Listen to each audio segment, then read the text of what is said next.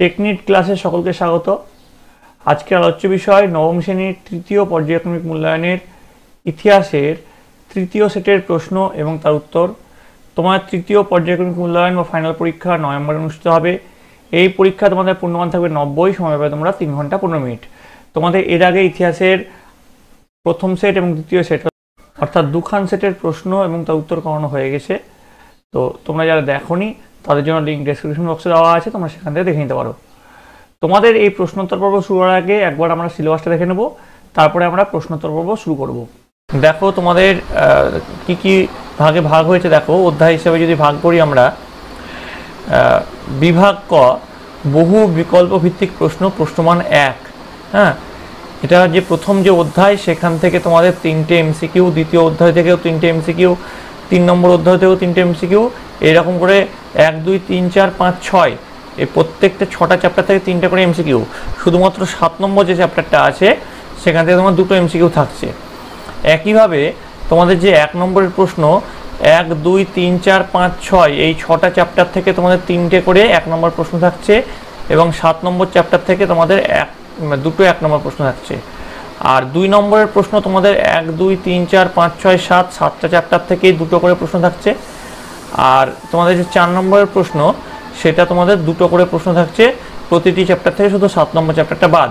কিন্তু দেখো তার মধ্যে একটা এখানে বলেছে প্রথম অথবা দ্বিতীয় অধ্যায় থেকে একটি প্রশ্ন করতে হবে। এখানে তৃতীয় যে 8 নম্বরের যে প্রশ্ন আছে সেখানে বলেছে প্রথম আর দ্বিতীয় অধ্যায় থেকে একটা প্রশ্ন, তৃতীয় বা চতুর্থ অধ্যায় থেকে একটা প্রশ্ন, পঞ্চম অথবা ষষ্ঠ অধ্যায় থেকে একটা প্রশ্ন।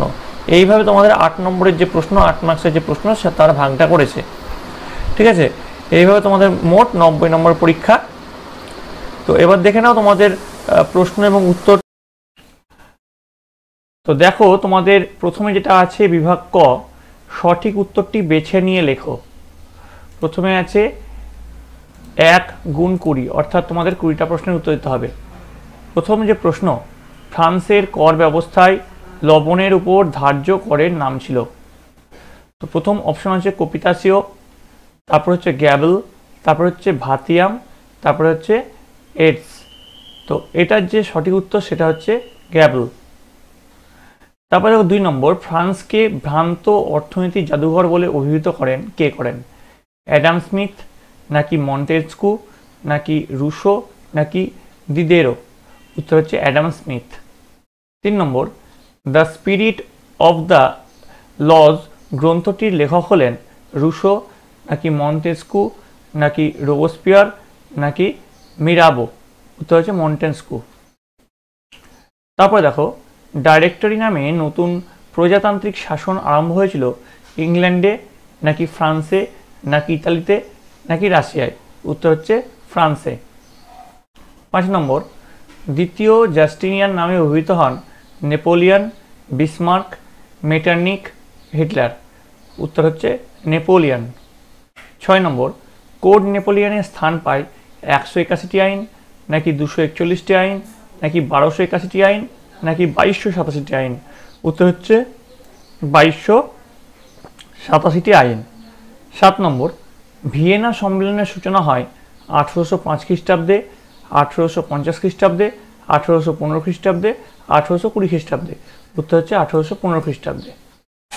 তারপরে দেখো 8 নম্বর, প্রথম আন্তর্জাতিক সম্মেলনের স্বীকৃতি পায় ভার্সাই, ভিয়েনা, প্যারিস, জুরিক? উত্তর হচ্ছে ভিয়েনা। পরের প্রশ্ন, সেন্ট হেলেনা দ্বীপে নির্বাসিত হন নেপোলিয়ন, নাকি বিসমার্ক, নাকি মেটারনিক, নাকি স্ট্যালিন? উত্তর হচ্ছে নেপোলিয়ন। 10 নম্বর, সর্বপ্রথম শিল্প বিপ্লব ঘটেছিল ইংল্যান্ডে, নাকি ফ্রান্সে, নাকি জার্মানিতে, নাকি রাশিয়ায়? উত্তর হচ্ছে ইংল্যান্ডে। 11 নম্বর, বিশ্বে পুঁজিবাদী অর্থনীতির গুরুত্ব বাড়ে ফরাসি বিপ্লবের পর, নাকি শিল্প বিপ্লবের পর, নাকি রুশ বিপ্লবের পর, নাকি প্রথম বিশ্বযুদ্ধের পর? উত্তর হচ্ছে শিল্প বিপ্লবের পর। 12, বিশ্বে প্রথম কারখানা হিসেবে পরিচিত দেশটি হল ব্রিটেন, ফ্রান্স, জার্মানি, ইতালি? উত্তর হচ্ছে ব্রিটেন। পরের প্রশ্ন, সোভিয়েত রাশিয়ায় রোমানব বংশের শাসকরা রাজত্ব করেন 150 বছর, 200 বছর, 250 বছর, 300 বছর। উত্তর হচ্ছে 300 বছর। 14 নম্বর, রাশিয়ায় 1917 খ্রিস্টাব্দের রুশ বিপ্লবের নেতৃত্ব দেয় বলশেভিক দল, মেনসেভিক দল, নাৎসি দল নাকি ইয়ং ইতালি দল? তো সঠিক উত্তর হবে বলশেভিক দল। 15 নম্বর, সোভিয়েত পার্লামেন্টের নাম হলো মজলিস, ভুমা, সেনেট নাকি ডায়েট? উত্তর হচ্ছে ভুমা। তারপর দেখো 16 নম্বর, ভার্সাই চুক্তির মোট ধারার সংখ্যা ছিল 420টি, 430টি, 440টি, 450টি। উত্তর হচ্ছে 420টি। 17 নম্বর, প্যারিস শান্তি সম্মেলন অনুষ্ঠিত হয়েছিল 1916 খ্রিস্টাব্দে, 1919, 1922 নাকি 1925? তো এটা হচ্ছে 1919। 18 নম্বর, পোলিশ করিডর অবস্থিত ছিল রোমে নাকি টোকিওতে নাকি প্যারিসে নাকি বার্লিনে? উত্তর হচ্ছে বার্লিনে। 19 নম্বর, সম্মিলিত জাতিপুঞ্জের সাধারণ সভা বর্তমানে একটা হচ্ছে 125টি, 193টি, 225টি আর 293টি সদস্য রাষ্ট্র নিয়ে গঠিত। তো এখন হচ্ছে 193টি। সঠিক উত্তর হচ্ছে 193। 20 নম্বর, রাষ্ট্রসংঘ বা ইউনাইটেড নেশনের মুখ্য ভাগ হলো 4টি নাকি 5টি নাকি 6টি নাকি 7টি? তো উত্তর হচ্ছে 5টি। অর্থাৎ এই যে 2-এর দাগে যেটা আছে সেটা হচ্ছে সঠিক উত্তর। হয়ে যাচ্ছে তাহলে। এবার চলে আসছি বিভাগ খতে। প্রতিটি উপবিভাগ থেকে অন্তত একটি করে প্রশ্ন নিয়ে মোট 16টি প্রশ্নের উত্তর দাও। 1 গুণ 16 16। প্রথমে দেখো, একটি বাক্যে উত্তর দাও, কাঁদিদ কার রচনা? উত্তর লিখবে কাঁদিদ ভলতেয়ারের রচনা। অভিজাত বিপ্লব কি? রাজতন্ত্রের বিরুদ্ধে অভিজাত সম্প্রদায়েরা যে বিদ্রোহ করেছিল ঐতিহাসিক লেফেভর তাকে অভিজাত বিপ্লব বলেছেন। ফ্রান্সের জাতীয় সভার একটি কাজ লেখো। উত্তর লিখবে ফ্রান্সের জাতীয় সভার একটি কাজ হলো নতুন সংবিধান রচনা করা। তারপরে ব্যাংক অফ ফ্রান্স কেন প্রতিষ্ঠিত হয়? উত্তর লিখবে ফ্রান্সের সার্বিক আর্থিক উন্নয়নের জন্য নেপোলিয়ান ব্যাংক অফ ফ্রান্স প্রতিষ্ঠা করেন। তারপরে দেখো, সত্য ও মিথ্যা নির্ণয় করো। কনসার্ট অফ ইউরোপ তৈরি হয়েছিল 1816 খ্রিস্টাব্দে। এটা সত্য, তাই জন্য এখানে সত্য লেখা হয়েছে। সেফটি ল্যাম্প উদ্বোধন করেন জন কে? মিথ্যে। আচ্ছা, সেফটি ল্যাম্প কে উদ্ভাবন করেন? তোমরা যদি জানো অবশ্যই কমেন্ট লিখে জানাবে। এপ্রিল থিসিস ঘোষণা করেন লেনিন। এটাও সত্য। জাতিসংঘ প্রথম বিশ্বযুদ্ধের পরে তৈরি হয়েছিল। এটাও সত্য। এবার দেখো, ক স্তম্ভের সঙ্গে খ স্তম্ভের মিল করতে বলেছে। ক স্তম্ভে কি আছে? কার্বোনারি, দাস ক্যাপিটাল, জন হে, ভিয়েনা সম্মেলন। আর খ স্তম্ভে কি আছে? মুক্তদান নীতি, গুপ্ত সমিতি, 1815, কার্ল মার্কস। তো এবার যে মিল করে আমরা কি পাবো দেখো, কার্বোনারির সঙ্গে মিল হবে গুপ্ত সমিতি, দাস ক্যাপিটালের সঙ্গে মিল হবে কার্ল মার্কস, জন হের সঙ্গে মিল হবে মুক্তদান নীতি, ভিয়েনা সম্মেলনের সঙ্গে মিল হবে 1815। বোঝা গেল? এবার দেখো, বিবৃতির সঙ্গে সঠিক ব্যাখ্যাটি নির্বাচন করো। প্রথমে দেখো, প্রথম যে বিবৃতিটা আছে, ফরাসি বিপ্লবে দার্শনিকরা ভূমিকা রেখেছিলেন। এর ব্যাখ্যা কি দেওয়া আছে? প্রথম ব্যাখ্যা, দার্শনিকরা সরাসরি বিপ্লবে যোগ দিয়েছিলেন। দ্বিতীয় ব্যাখ্যা, দার্শনিকরা ফরাসির আর্থ সামাজিক প্রকৃতির সমালোচনা করেছিলেন। তারপর 3 নম্বর ব্যাখ্যা, দার্শনিকরা অভিজাত বিপ্লব করেছিলেন। তো এটার যে সঠিক ব্যাখ্যা সেটা হচ্ছে 1 নম্বর ব্যাখ্যাটা, অর্থাৎ দার্শনিকরা সরাসরি বিপ্লবে যোগ দিয়েছিলেন। তারপরে দেখো বিবৃতি কি বলেছে, নেপোলিয়ান ছিলেন বিপ্লবের সন্তান। এর প্রথম ব্যাখ্যা কি আছে, নেপোলিয়ান ফরাসি বিপ্লবের জন্যই ক্ষমতা আসতে পেরেছিলেন। 2 নম্বর ব্যাখ্যা আছে, নেপোলিয়ান বিপ্লবের আদর্শে বিশ্বে ছড়িয়েছিলেন।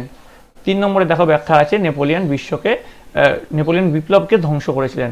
তো যেটা সঠিক যে উত্তর সেটা হচ্ছে নেপোলিয়ান বিপ্লবের আদর্শ বিশ্বে ছড়িয়েছিলেন। এবার দেখো 3 নম্বর কি আছে বিবৃতি, জাপানের হিরোশিমা ও নাগাসাকির ঘটনা বিশ্ববাসীকে আলোড়িত করে।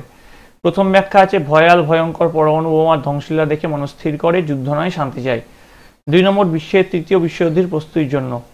3 নম্বর, আর কোনো 3য় পরমাণু যুদ্ধ নয় ও নব্য সাম্রাজ্যবাদ নয়। তো এর যেটা সঠিক ব্যাখ্যা সেটা হচ্ছে ভয়াল ভয়ঙ্কর পরমাণু বোমার ধ্বংসলীলা দেখে মানুষ স্থির করে যুদ্ধ নয় শান্তি চায়। আচ্ছা, তোমাদের এর প্রথম যে সেটটা করেছিলাম, দ্বিতীয় সেট করালাম এবং এটা তৃতীয় সেট করাচ্ছি। তো এইগুলো যে হুবহু তোমাদের পরীক্ষা আসবে তা নয়, এই 3টে সেট করো এবং তোমাদের বইটা খুঁটিয়ে পড়ো। তোমাদের পরীক্ষা কিন্তু 100% দেখবে সাফল্য নিশ্চিত। তোমরা ভেবো না যে স্যার এটা করাচ্ছে মানে এটাই হুবহু কমন চলে আসবে। পরের প্রশ্ন দেখো, বিবৃতি কি আছে? মার্শাল পরিকল্পনা ও ট্রুম্যান ডক্ট্রিন রচিত হয়। প্রথম ব্যাখ্যা কি আছে? বিশ্বের গণতান্ত্রিক রাষ্ট্রজোট গঠনের জন্য। তারপর ব্যাখ্যা আছে বিশ্বের সমাজতান্ত্রিক রাষ্ট্রজোট গঠনের জন্য। 3 নম্বর ব্যাখ্যা আছে বিশ্বের সামরিক জোট গঠন করার জন্য। এর যে সঠিক ব্যাখ্যা সেটা হচ্ছে বিশ্বের গণতান্ত্রিক রাষ্ট্রজোট গঠনের জন্য। বোঝা গেল?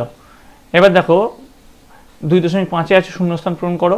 আসিয়া রেজিম কথাটির অর্থ হলো, এর অর্থ হলো পুরাতন ব্যবস্থা।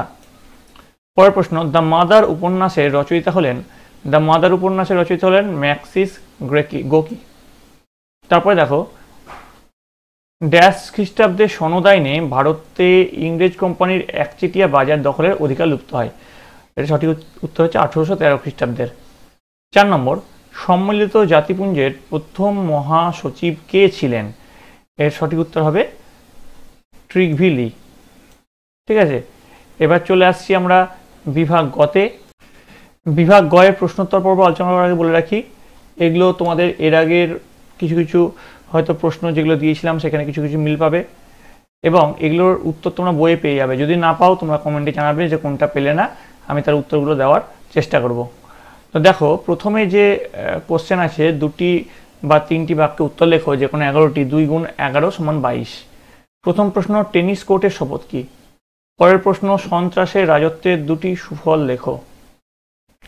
3 নম্বর, নেপোলিয়ান কেন বিপ্লবের ধ্বংসকারী? 4 নম্বর, নেপোলিয়ানের মহাদেশীয় নীতি কি? 5 নম্বর, ক্রিমিয়ার যুদ্ধের 2টি কারণ লেখো। 6 নম্বর, ইউরোপীয় সমাজতন্ত্রের এবং বৈজ্ঞানিক সমাজতন্ত্রের পার্থক্য কি? 7 নম্বর, দ্বিতীয় বিশ্বযুদ্ধের প্রত্যক্ষ কারণ কি ছিল? 8 নম্বর, রোম বার্লিন টোকিও জোট কি? 9 নম্বর, তৃতীয় বিশ্ব বলতে কি বোঝায়? এগুলো কিন্তু সবকটা তোমাদের পরীক্ষার জন্য খুব ইম্পর্টেন্ট। তোমাদের এর আগে 2টো সেটের প্রশ্নগুলো ভালো করে দেখবে, এই সেটগুলো ভালো করে দেখবে, এবং সবগুলো ভালো করে উত্তর সহ খাতায় লিখবে এবং বারবার মুখস্থ করবে। 10 নম্বর দেখো, জোট নিরপেক্ষতা বলতে কি বোঝো? 11 নম্বর, ঠান্ডা লড়াই কি? 12 নম্বর, এপ্রিল থিসিস কি? সমাজতন্ত্রের পশ্চাৎ সম্প্রসারণ। তারপরে দেখো, ইঙ্গো ফরাসি তোষণ কি? 14, ইতালি কেন দ্বিতীয় বিশ্বযুদ্ধে জার্মানির জোটে ছিল? 15 নম্বর, ভার্সাই চুক্তি কতটা কঠোর?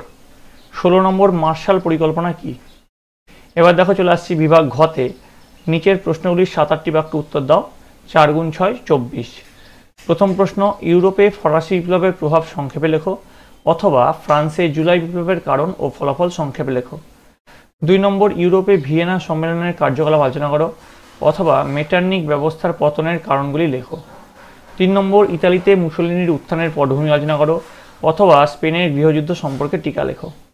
4 নম্বর, বিশ্বের প্রথম বিশ্বযুদ্ধের প্রভাব আলোচনা করো, অথবা জাতিসংঘের উদ্দেশ্য ও গঠনতন্ত্র আলোচনা করো। 5 নম্বর, সম্মিলিত জাতিপুঞ্জের উদ্দেশ্য ও গঠনতন্ত্র আলোচনা করো, অথবা বলকান জাতীয়তাবাদ সম্পর্কে আলোচনা করো। 6 নম্বর, জাতীয়তাবাদ কি? উগ্র জাতীয়তাবাদ কাকে বলে? আন্তর্জাতিকতাবাদ কাকে বলে? অথবা গণতন্ত্র ও ফ্যাসিবাদের মধ্যে পার্থক্য কি? 5 নম্বর দেখো, যে কোনো একটি প্রশ্নের উত্তর দাও 15-16টি বাক্যে। 8 গুণ 1 সমান 8। এগুলো তোমাদের বড় প্রশ্ন। প্রথম যে প্রশ্ন আছে দেখো, ফরাসি বিপ্লবে সমাজের নিচু তলার সংযোগ, শহুরে জনতার অংশগ্রহণ, দরিদ্র মানুষ ও নারীর অংশগ্রহণ আলোচনা করো। 5 যোগ 3, এটা 8 নম্বরের প্রশ্ন। 2 নম্বর দেখো, জার্মানির ঐক্য আন্দোলনে বিসমার্কের অবদান আলোচনা করো। 3 নম্বর, রুশ বিপ্লবের কারণগুলি আলোচনা করো, আর রুশ বিপ্লবের প্রভাব আলোচনা করো। 5 যোগ 3 8। তো এই হচ্ছে তোমাদের নবম শ্রেণীর ইতিহাসের তৃতীয় সেটের প্রশ্ন এবং তার উত্তর। তোমাদের যদি আরও এক সেট দরকার হয় তোমরা কমেন্টে জানাবে, তোমার জন্য আরও এক সেট প্রশ্ন উত্তর নিয়ে আসবো। তো এই প্রশ্নোত্তর পর্ব তোমাদের কেমন লেগেছে অবশ্যই কমেন্টে জানাবে। যদি ভালো লেগে থাকে অবশ্যই লাইক দিবে এবং বন্ধুদের কাছে অনেক অনেক শেয়ার করবে। তো আগেও বলেছি, আবারও বলছি, এইগুলোই যে হুবহু আসবে তার কোনো মানে নেই। এগুলো তোমাদের পরীক্ষার জন্য খুব ইম্পর্টেন্ট। তোমাদের এর আগে আরও 2টো সেট করিয়েছি, সেই 2টো সেটও খুব ইম্পর্টেন্ট। এগুলো ভালো করে প্রশ্নগুলো ভালো করে খাতায় প্রশ্ন লেখো, তার উত্তরগুলো লিখে নোট তৈরি করো এবং সেগুলো বারবার মুখস্থ করো, এবং তোমাদের সর্বোপরি তোমাদের যে বইটা আছে সেটা খুঁটিয়ে পড়ো। দেখবে তোমাদের পরীক্ষায় সাফল্য নিশ্চিত। তো পরীক্ষা আসতে বেশি সময় নেই, তোমরা সকলে মন দিয়ে ভালো করে পড়াশোনা করো। তোমরা সকলে ভালো থাকবে, তোমরা সকলে সুস্থ থাকবে।